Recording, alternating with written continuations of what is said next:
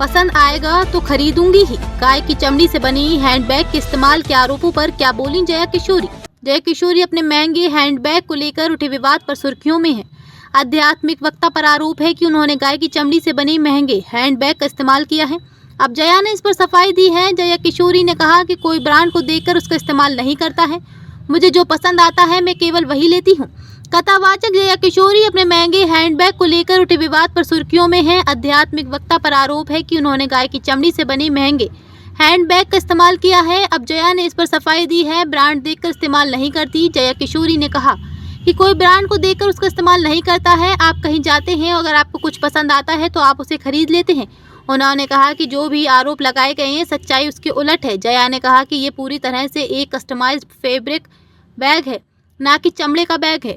अपनी तपस्या नहीं तोड़ूंगी। जया ने आगे कहा, मेरे कुछ सिद्धांत हैं जिनमें से एक ये है कि मैं चमड़े का इस्तेमाल नहीं करती।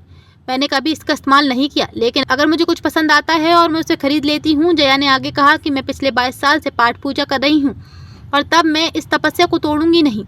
जया ने इसके बाद ट्रोलर्स को फटकार भी लगाई। उन्होंने कहा कि अगर मेरी बातें सुननी ही है तो हमेशा कहती हूँ कि आपको कड़ी मेहनत करनी चाहिए और पैसा कमाना चाहिए ताकि आप अपने और अपने परिवार के लिए एक अच्छा आरामदायक जीवन जी सके। लोगों को ट्रोल करने से कुछ नहीं होगा।